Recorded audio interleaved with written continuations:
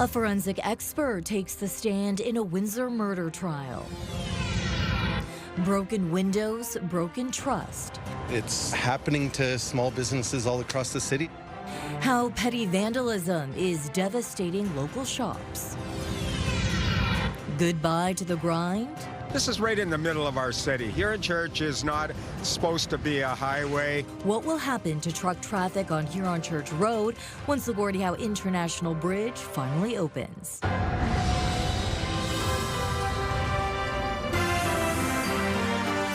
CTV News with Stefanie Masotti. Good evening, and thank you for joining us on CTV Windsor and AM 800.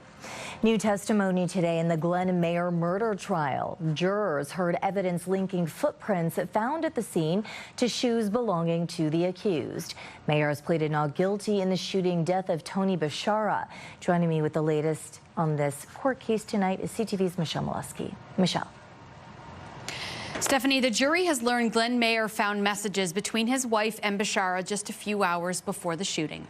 Tony Bashara was shot and killed inside his Lakeshore home on January 20th, 2024. Today, an OPP forensic identification officer testified footprints found in the snow behind Bashara's home matched shoes that Mayer owned. And he had no injuries to his hands when examined at LaSalle Police Headquarters, where he turned himself in. Mayer, the jury learned, also had a gun collection stored in a safe in his bedroom. A 40mm Glock handgun registered to Mayer was found at the scene in Lakeshore. Through an agreed statement of fact, a paramedic who was trying to save Tony Bashara's life accidentally moved one of 3 shell casings found on the floor of Bashara's living room. Stefanie, this trial will continue tomorrow. Okay, thank you. Michelle Molesky with our top story. We're also learning tonight of a close call for a paramedic in Amherstburg who was forced to dive out of the way of an oncoming vehicle. While the paramedic wasn't hit, Windsor police say the ambulance was. Officers say 2 paramedics were returning to their ambulance after a call Monday afternoon. Police say after striking the ambulance, the vehicle mounted the curb and drove off. A 39-year-old woman now faces charges of careless driving and failing to remain at the scene of an accident. A string of vandalism incidents across Windsor is raising concerns for businesses in the city. From broken lights to smashed bathroom fixtures, CTV's Sanjay Mara reports the cost and frustrations are adding up. This is recent security video from Windsor Eats. A man trespasses onto the outdoor seating area around 3 a.m., breaks into a food truck and is arrested by police within 10 minutes. In this case, the suspect appeared to be looking for money, but Windsor Eats owner Adriano Chodoli says of the nearly dozen times people have broken into his business and caused damage over the 4 years he's been on Erie Street East, about half the time, there didn't seem to be any reason for the damage. It's happening to small businesses all across the city. The very next day after us, a business in Ford City. He's referring to an incident from May 30th, just before 1:40 a.m. at Circuit in Ford City. 3 people accessed that business's backyard seating area, pull down the overhead lighting, and leave. And right now at Lansbury Park, the public bathrooms are locked after porcelain toilets and sinks were smashed. I think the majority of the vandalism is just teenagers who think it's funny or maybe just have nothing better to do, because we're not just seeing it at this park, we're actually seeing it across the city as well. Councillor Mark McKenzie says to deal with the damage, the city is looking at replacing porcelain fixtures with stainless steel, which can better withstand attempts to break it. We have one of those self-cleaning bathrooms. That one's held up, I think, better than anybody thought it would, right? It has stainless steel sink, stainless steel toilet as well. And, the times the people have gone in there and tried to vandalize it, they haven't really had much luck. But as for Chodoli, he says he's not sure what else can be done to prevent break-ins at Windsor Eats, given the quick police response and the security measures already in place at his business. Even on the video, you can see he stopped when the alarm went off. Didn't phase him. Didn't phase him at all. So they're not even caring about any security measures in place. Sanjay Maru, CTV News. An encampment near the 80 Knox Herman Recreation Complex appears to have been torn down by the city. Our cameras caught the teardown happening earlier today. Just shy of A dozen people live there. Business owner says he is happy to see the city make the move due to concerns over safety and recent vandalism to his vehicles. Individuals were offered options for alternative shelter. A rarely convened committee is weighing the fate of a dog after a disturbing attack on an 11-year-old girl and her pet last month. CTV's Robert Lothian has the latest. A rarely used dangerous dog committee came together in Amherstburg in the wake of a dog attack caught on camera last month, deciding one of the Rottweilers involved will not see its order to wear a muzzle rescinded. The owner of Rottweiler Cole showing video captured by a neighbor's camera to the town's Dangerous Dog Appeal Committee. The video shows two Rottweilers who escaped from their yard fighting with a German Shepherd. Both Rottweilers received notice they must wear muzzles. Cole's owner, Olivia Nackley, saying he at times looks playful and unaggressive during the video, and he became scared when hit and pushed away by people present. A mother and child sustained minor injuries trying to stop the fight. Bylaw was not able to provide an update on the level of injuries the German Shepherd sustained. Since the attack, owners have installed a new fence, enrolled the dog in obedience training around other dogs, and say that he has no other history of aggression. Nackley asked the committee to rescind the order or tie it to a specific time frame. After sequestering for 15 minutes, the committee ruled to maintain the muzzle order. Mayor Michael Prue saying after the meeting it's the first time he remembers seeing an appeal in his 32 years in public office. I didn't see them just abolishing the order. It was far too serious of an event. But they made the decision, and they made it in their best interest and what they thought was best for the community. And I will support them. The decision means that the dog must wear a muzzle whenever it is away from home. The owners are able to appeal this decision through the court system. Robert Lothian, CTV News. A heat warning remains in effect. Let's go to CTV meteorologist Gary Archibald, who joins us now for a first look at the weather from the Weather Center tonight. Gary. Good evening, folks. We're talking about heat that has produced temperatures in the low 30s. We'd normally be in the mid-20s. Add to that, of course, the humidity factor. We have thunderstorms in the vicinity along this boundary working its way through parts of the upper Ohio Valley. I think Michigan gets hit hard with those thunderstorms. Tonight, just like last night, we got into rain. And scattered showers are a possibility. The overnight is sweltering. The heat warning continues for at least the next 24 hours. I think it could be extended into the weekend. I'll break down the forecast, what you need to know as we look ahead. That's coming up in moments. For now, I'll send it back to you at the desk. Stefanie? Windsor's Bulimia Anorexia Nervosa Association in Windsor is encouraging families to talk about social media use as Ottawa considers an Australia-style ban for young users. I certainly think it's a complex issue, and I always say it's the perfect storm, but I would say that social media certainly is a factor in developing disordered eating, mental health concerns, anxiety, depression. Vanna head Luciana Rosucieza says her organization is seeing more youth with disoriented behavior and mental health concerns. She says 95% of youth are on social media, including 40% of those between the ages of 8 and 12. And with many spending between 3.5 to 5 hours a day on social media, she says the planned ban is a jumping off point for a serious conversation about its roles in our daily lives. In other news, the Ontario government is investing an additional $7.8 million to locate, secure and plug old and inactive oil and gas wells across the province. The issue gained attention following the 2021 gas explosion in Wheatley that injured 20 people and was later linked to a legacy well. Natural Resources Minister Mike Harris says this bringing this year's total investment to about $10.8 million. The money will go to well plugging projects, municipal training and emergency response efforts, and research into risks linked to legacy wells. Ontario estimates there are around 27,000 inactive wells across the province, most in southwestern Ontario, some which may be more than a century old. The Gordie Howe International Bridge is expected to open in the coming days, creating a new link between Windsor and Detroit. Now, residents and businesses along Huron Church Road are watching closely to see whether it finally reduces decades of heavy truck traffic. Let's go to CTV's Chris Campbell, who is on Huron Church Road tonight. Chris. Yes, Stefanie, for decades, the sound of transport trucks has long been part of everyday life along Huron Church Road. But with the Gordie Howe International Bridge expected to be opening in the coming days, many are wondering whether this familiar scene will soon become a little quieter.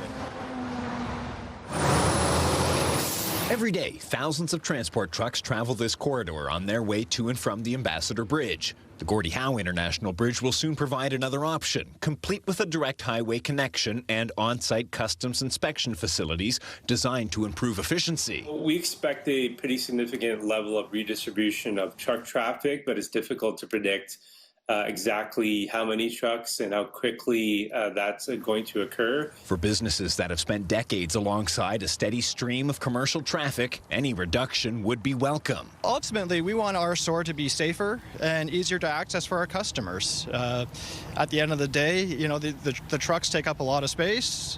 Here in Church has been a difficult road to navigate. Others say separating local traffic from cross-border trucking could improve the experience for both motorists and businesses.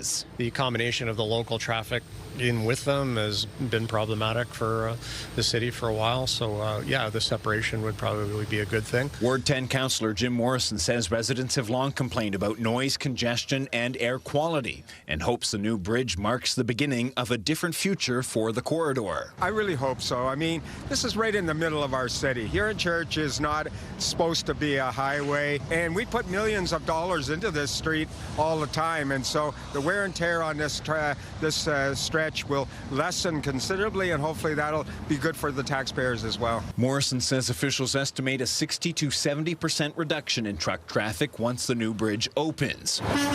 In a statement shared online, the Windsor-Essex Chamber of Commerce called the new bridge opening a defining moment for the region, saying it strengthens one of North America's most critical trade corridors and represents a transformational opportunity for Windsor-Essex. President and CEO Ryan Donnelly says more than infrastructure, the bridge strengthens one of North America's most critical trade corridors, supporting the seamless flow of goods, services, and labor between two deeply connected economies. He adds it reflects a continued commitment to collaboration, competitiveness, and long-term growth on both sides of the border. Exactly how much truck traffic shifts to the Gordie Howe International Bridge remains to be seen, but for many in West Windsor, there's hope that this new crossing will mark the beginning of a new chapter for this corridor. Stefanie? Okay, Chris Campbell, thank you from Huron Church Road tonight. Lakeshore Council, meantime, is joining Kingsville in cutting development charges in half if the municipality secures an infrastructure grant from senior levels of government. Council has approved an application for nearly $53 million through Ontario's Development Charge Reduction Program. If approved, the funding would help cover the cost of a new sewage treatment plant in Stony Point. Officials say lower costs for builders, along with expanding wastewater capacity, could boost housing development in the municipality. Staff estimate the community could see a net financial benefit of more than $36 million. The City of Toronto's budget to host the FIFA World Cup is $380 million. $153 million of that is for capital costs, which includes stadium upgrades. BNN Bloomberg has obtained a detailed breakdown of the renovation costs. Usually known as BMO Field, Toronto Stadium is now ready to host one of the world's largest sporting events. We're in the tunnel right now, which is an unbelievable place to be. This is where the teams will line up before they go onto the pitch. 2 years of work in the making for the 6 group stage matches that will be held in Toronto. The city spent more than $132 million on upgrades, while MLSE contributed $25 million for a total of $157.9 million. million. Many of the upgrades are requirements by FIFA, including adding 6 lockers to the change rooms. There are also new LED video boards, one in each corner of the stadium, and audio and technology upgrades. There are new hospitality suites, which is one of the bigger permanent components, as well as upgrades to the restrooms. And there was also modernizations to the stadium lighting to match FIFA's television and broadcast requirements, and brand new turf. We did. We were one of the very few stadiums hosting the World Cup this summer with natural grass. There was also an upgrade to the video production control room and public announcement systems. And one of the largest broadcast compounds we've ever built in sports in Canada is built on the south side of the stadium. And the biggest expense of all, the temporary grandstands. 17,000 seats have been added to this stadium, which is a requirement set by FIFA. Just to host the group stage events, the threshold is 40,000 seats. So here at Toronto Stadium, that's an extra 10,000 seats added to the north end and another 7,000 seats added to the south end. It's a lot of work and a lot of money. And so the question has to be asked, was all of this worth it? What's the long-term return on investment? It allows them to continue to bid for more things moving forward.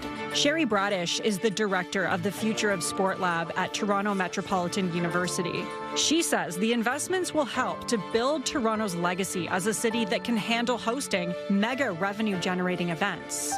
What you want to ensure is that the venue and the infrastructure that you're committing has a legacy plan for the citizens.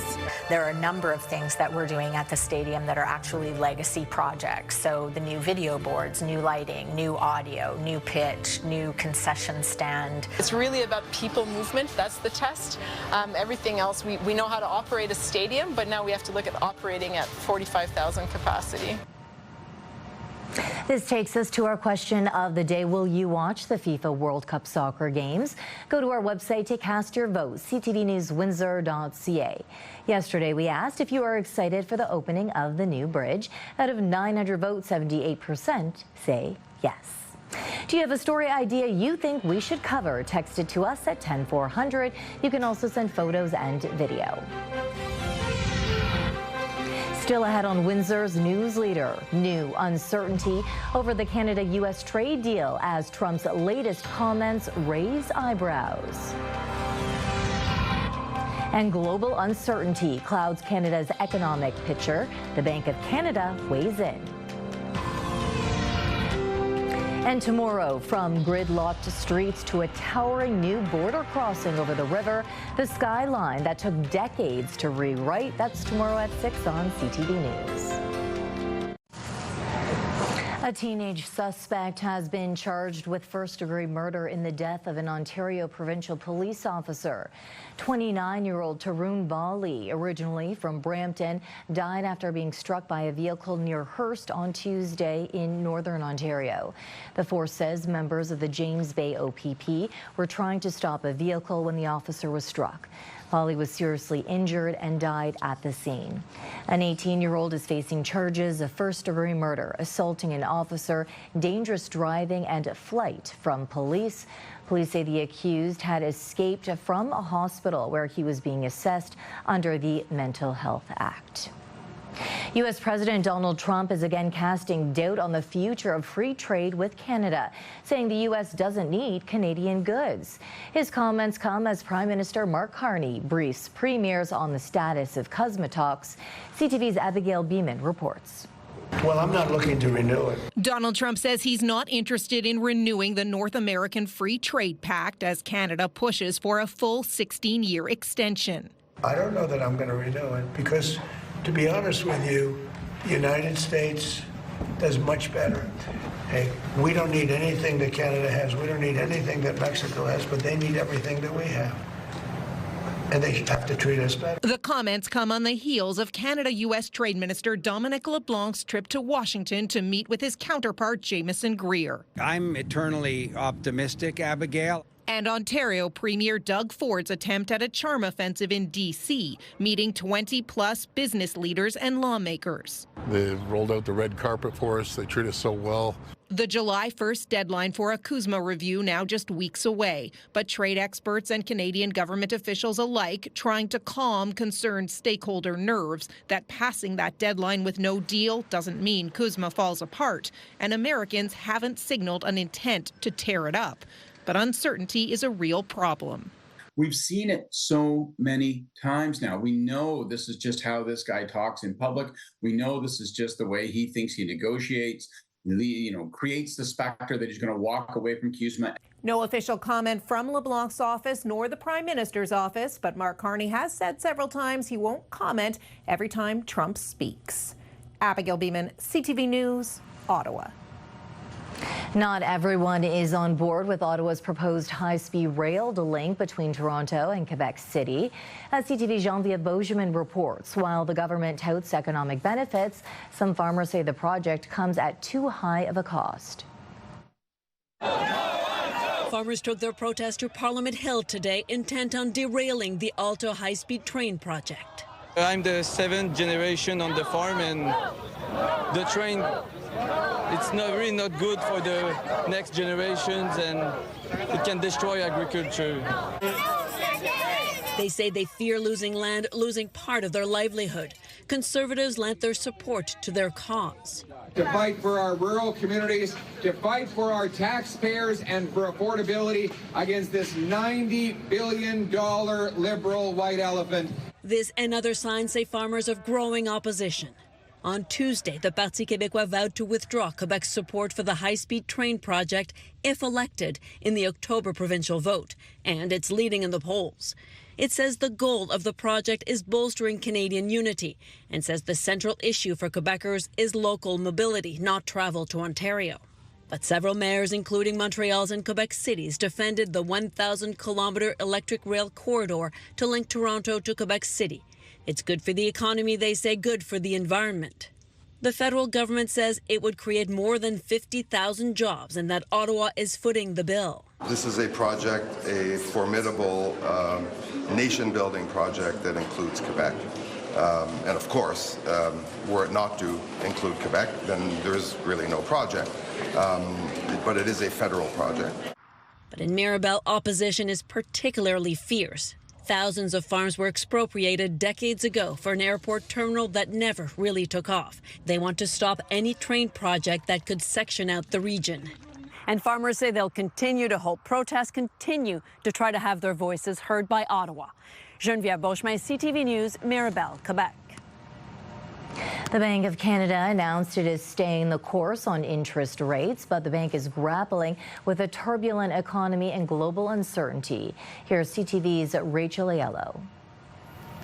The uncertainty surrounding the fate of Canada's trade deal with the U.S. and the impact the war in the Middle East is having on global energy prices are among the main reasons for the central bank's decision.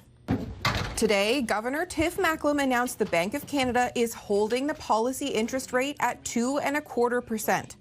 Beyond global factors, Macklem cited a soft domestic economy as a contributing factor. But when asked whether he thinks Canada is in a recession, Macklem said that isn't the word he'd use. Based on the data we've seen to date, the economy is weak, but it is not clearly in recession. There's been a lot of volatility, month to month, quarter to quarter. But when you look through the bumps, I mean, the economy hasn't really grown in the last year, but it hasn't shrunk either. The central banker said economists typically define a recession as a significant contraction in economic activity that lasts more than one quarter. And in his estimation, that's not what Canada is experiencing so far. Despite what Macklem said today, Conservative leader Pierre Poilievre continued to criticize the government for what he's calling a, quote, liberal recession. Rachel Aiello, CTV News, Ottawa.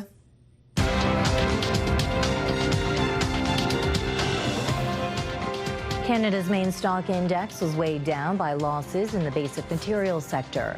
In Toronto, the TSX fell 260 points.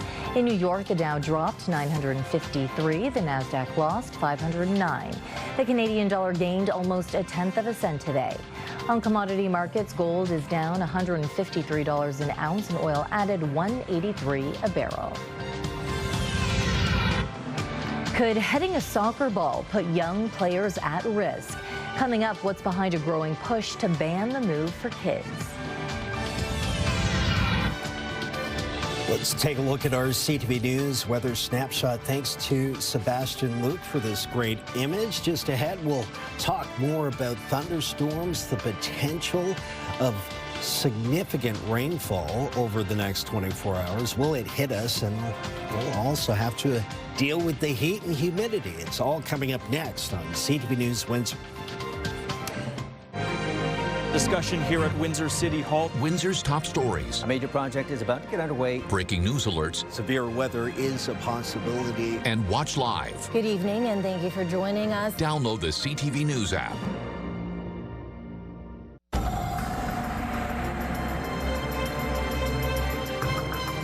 It's hot and muggy out there. If you have to be outdoors, take breaks, drink plenty of water. Gary joins me again for an extended look at the weather. Gary. Heat warnings still in place, and that means we're looking at temperatures for daytime highs being several degrees above seasonal. Add to that the humidity, right, that water vapor element. Combined, we get humidex values which, well, could be oppressive for some, perhaps many. So the entire region, as you see here, extreme southwestern Ontario, Windsor, Essex, Amherstburg, Kingsville, Leamington, Pelee Island, Chatham-Kent, and the surrounds will be hot and humid at least till Thursday. There's a chance the heat warning will be extended to Friday, Saturday. We'll have to wait and see, obviously. So 31 feels or felt like about 41 degrees Celsius. That is warm. Our average high, 24.8, so just shy of 25, 6 degrees above seasonal. Air quality's on the cusp of being in that moderate zone, but it's still technically in the low, the green or good zone at 3 on a scale of 1 to 10. The lower the number, the better. We're looking at data from Harrow now because the Windsor Airport situation, we have a technical issue with the weather station there, but by all accounts, we're hovering around 30 degrees there, 29 in Chatham-Kent, so we're between 84 and 86 degrees Fahrenheit, feeling like about 39 to 40, so you get the idea. It feels like about 90 out there in some parts of extreme southwestern Ontario. We are in the heat zone. Much of southern central Ontario due east towards Quebec and the Maritimes. There are showers that have moved through. Yesterday was rainy as forecast with thunderstorm activity. The worst of it, we got into some light thunderstorm activity. The worst of it stayed stateside, moving over Wisconsin right now, as well as Michigan a little bit later tonight. I think we'll see a few scattered showers over Lake Erie between now and midnight, and then again tomorrow, potentially through the afternoon.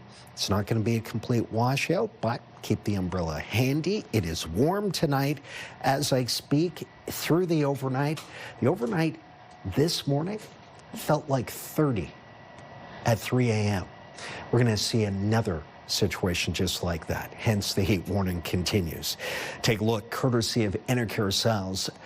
Not likely to see a break until maybe Sunday. 29 to 31 degrees between Thursday and Saturday. Showers the next couple of days. Saturday sunny. Sunday down to 26. 24s for Monday, Tuesday, increase in cloud. And then Wednesday, 22. A week from now, some relief.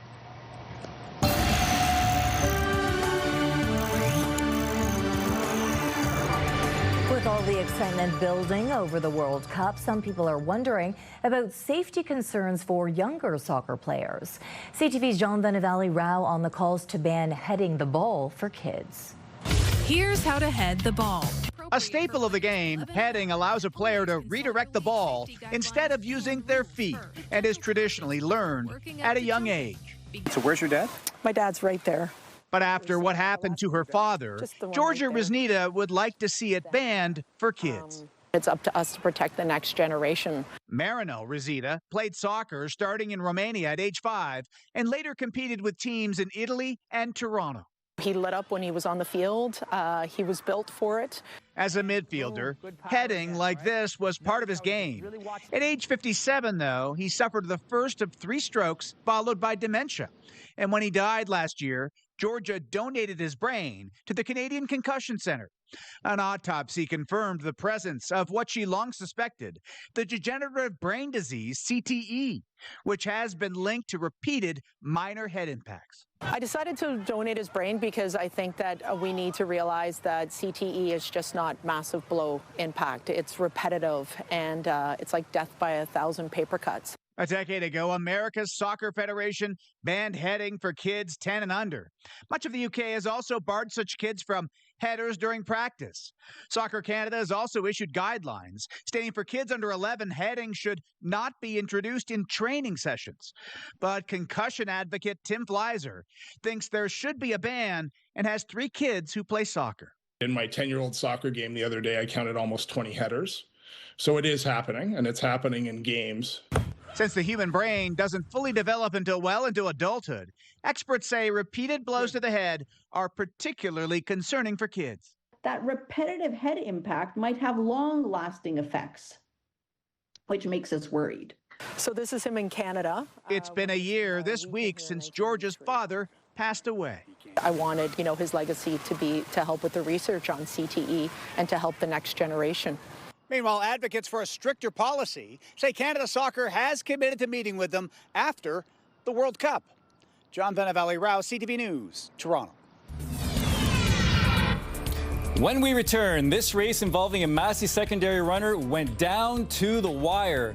Who won the race by the slimmest of margins? Stay tuned.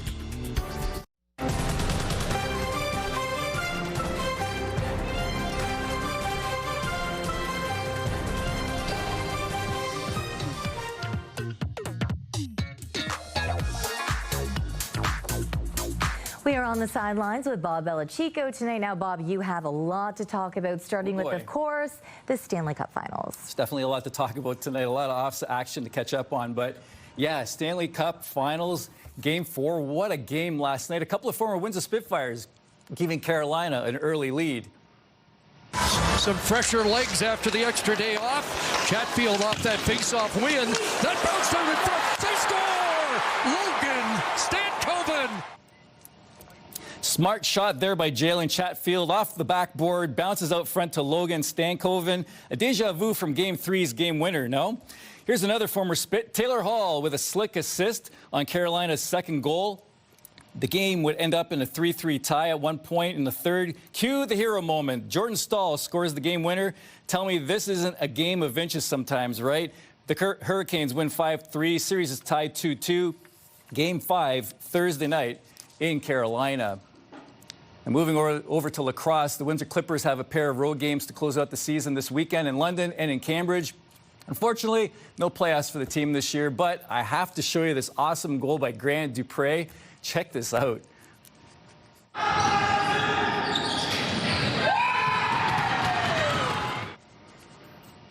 Superman right there. It was his only goal of the game, but what a beaut for sure. They call it the Air Gate.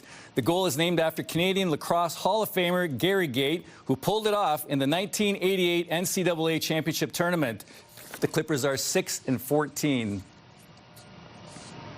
Now, ending her high school soccer career on a good note was Maria Vizarakis of Tecumseh Vista, a center midfielder.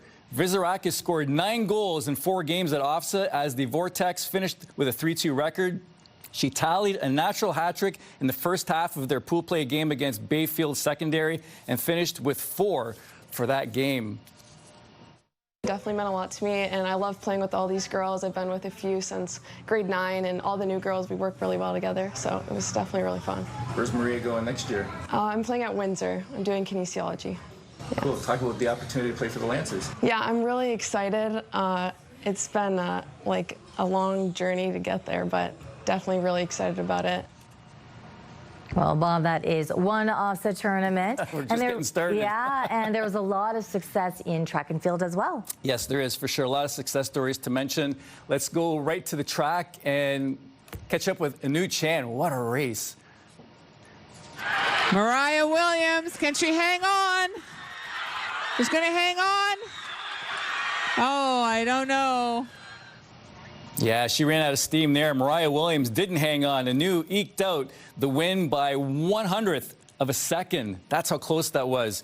She has now won gold in the 400 meters 3 times in a row, once as a novice, junior, and now a senior. The grade 11 student from Vincent Massey wasn't done there. She entered the 800 at the John Loring Classic last weekend at the University of Windsor and finished 4th behind 3 veteran runners in their mid-20s.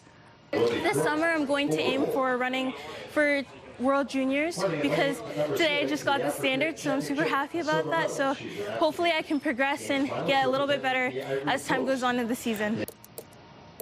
Okay, you're going to have to stay with me here because there's a long list of OFSA winners here to catch up on. So a lot of gold medals. Let's check them out. Annie Segrist of Sandwich in the senior girls javelin. Gabrielle Brune of Villanova won the novice girls pole vault. Anthony Segan of St. Joe's broke the OFSA record in the 800 intellectual race. And Matthew Murga of Catholic Central in his first year as a shot putter won the intellectual event, breaking the Canadian interscholastic record. Congrats to everyone. But wait, there's more. It will be St. Joseph's, the inaugural unofficial mixed 4x4 champions. A great effort by the St. Joe's 4x4 mixed relay team. It was a first-time event that featured 2 boys and 2 girls running the event. Now, a few schools jumped out of the block quickly, but Madison Gravel more than made up ground on the second leg. Braden Kane grew the lead, and then Caitlin Gravel brought it home. St. Joe's set the standard in the event with a time of 3 minutes, 34.59 seconds. Let's hear from Madison. We all support each other and we all push each other to be better. And I was so honored to get to run with such a strong group of athletes.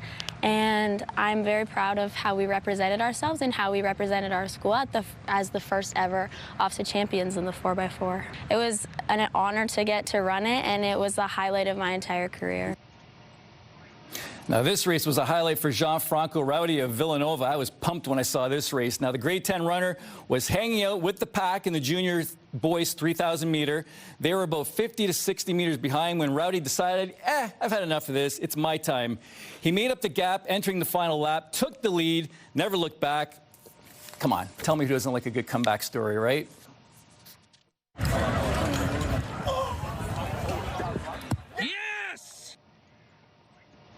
Now, that's a proud father right there. Chris Van Neck was at OFSA cheering on his son Noah, who won gold in the shot put and discus. The 16-year-old from Chatham-Kent Secondary joins Jamie Gittins of Wallaceburg and CK's Emma Pegg as the only Chatham-Kent students to win 4 gold medals.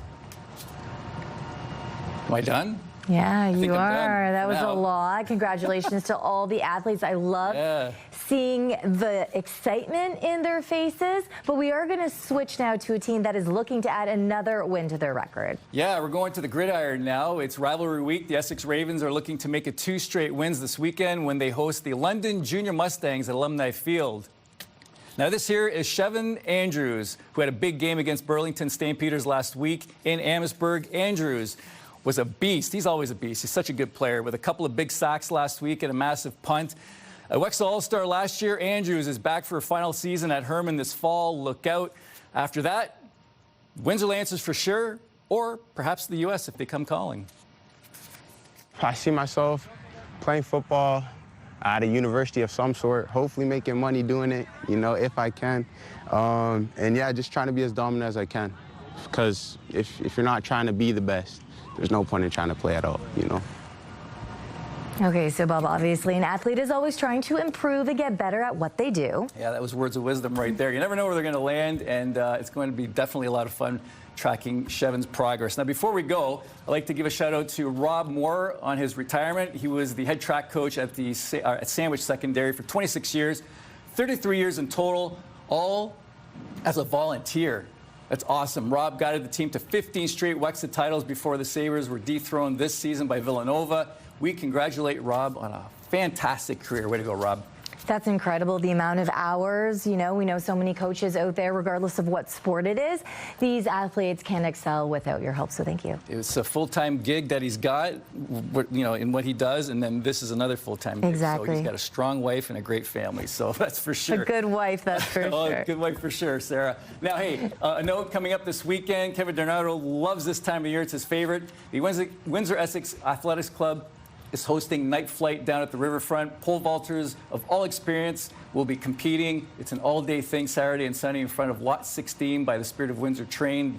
Now, the elite men jump Saturday night. The elite women are late Sunday afternoon. And man, oh man, there's so much going on. There's a Corvette show, apparently, down by the river. There's a carnival.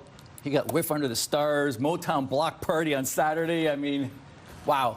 So the fingers, weekend's gonna be bumping. Yeah, so let's hope the weather holds out, and make sure, as Gary Archibald would say, wear your sunscreen and bring a bottle of water. To Come on, Gary, let's get the nice weather and the sunshine for us, will you? Okay, thank you, Bob. That is what's happening now. We will be right back.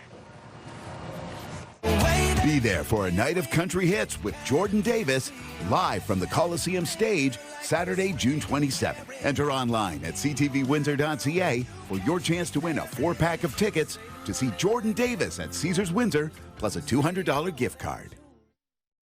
This is your CTV Windsor Our Community Calendar. The amazing volunteers of the Windsor Essex Humane Society will take to the major intersections of Windsor Essex to collect donations from the public, June the 11th to the 13th. See you next time on Our Community.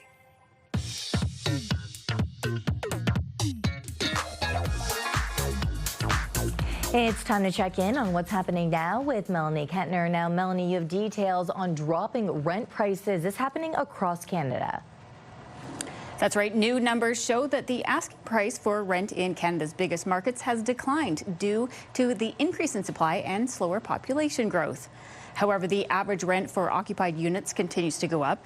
The Canada Mortgage and Housing Corporation's latest report found asking rents in Toronto, Vancouver, Calgary, and Ottawa declined in the fourth quarter of 2025. Landlords in major markets reported that increased competition from new supply is the primary driver of lower rent.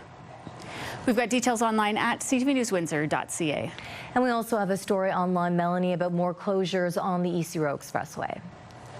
Yeah, heads up for drivers who take EC Row near the Banwell corridor. Eastbound EC Row will have overnight closure from Banwell to Lesbrunce Road from 6 p.m. on Friday until 12 a.m. on Saturday, and the westbound EC Row lanes will be closed from 12 a.m. to 6 a.m. on Saturday. It's for concrete placement for the Banwell Overpass bridge deck. And in our social spotlight, it doesn't get much cuter than a puppy and a toddler.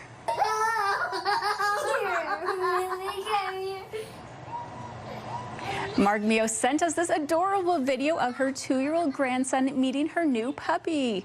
She says they are now best buddies, Stefanie. Oh, there's nothing better than hearing that little kid's laughter. This is why we encourage our viewers, Melanie, all of the time to send in those videos of your kids, your grandkids, your puppies, whatever it is. We love to see it and share it, of course, with the rest of our viewers. Yeah, I love it. It looks like he was getting a lot of kisses. Okay, hopefully we get some more of these. Thank you, Melanie, and that's what's happening now. Coming up, the strangest custody arrangement you'll see at least today. 2 gorilla moms, 2 babies, and 1 very confused dad.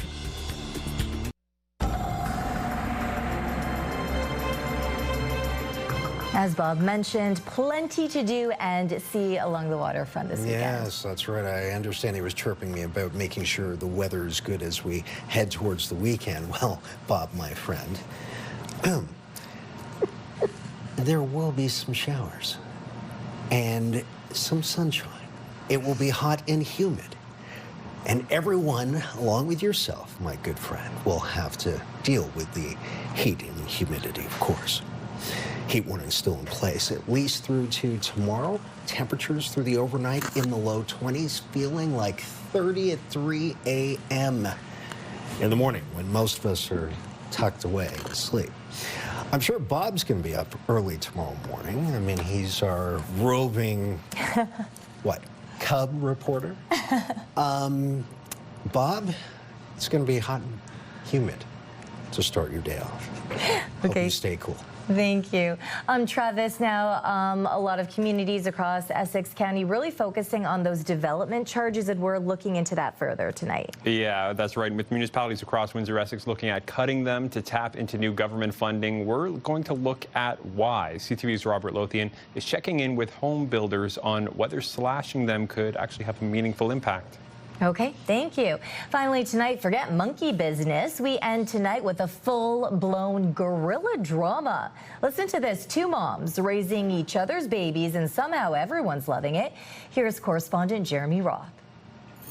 Like something right out of a daytime soap opera, a real-life, switched-at-birth baby mama drama unfolded at a Seattle zoo, but this one was done very intentionally. Over recent weeks, 2 female gorillas, Olympia and Jemani, gave birth at the Woodland Park Zoo. Olympia via C-section, an extreme rarity, the zoo says. But as Olympia was recovering, Jemani stepped in to nurse Olympia's baby while also taking care of her own. However, Jemani's baby was not doing well and was removed for veterinary care, and then, and here's the real plot twist, was given back to Olympia to care for. So, Jemani was caring for Olympia's baby, and Olympia was caring for Jemani's baby. And seemingly, the zoo switcheroo worked, with both infants now reportedly thriving. Meanwhile, the father of both babies doesn't know what's going on.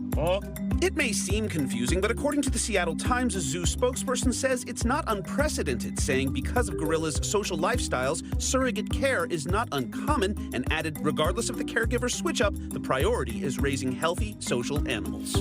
For Take a Look at This, I'm Jeremy Roth. A clever way of portraying this story. But I mean, they all live together, right? And both babies are adorable. It takes a village to raise a child, everyone. And a gorilla, of course. Yeah. Yes, that is the saying. I have it on my T-shirt. Well, everyone's healthy, and that's all that matters. On behalf of our dedicated team here at CTV News Windsor, thank you for watching. For updates throughout the evening, go to ctvnewswindsor.ca. Gary and I will be back with your only late local newscast at 11. Good night. Good night, Bob.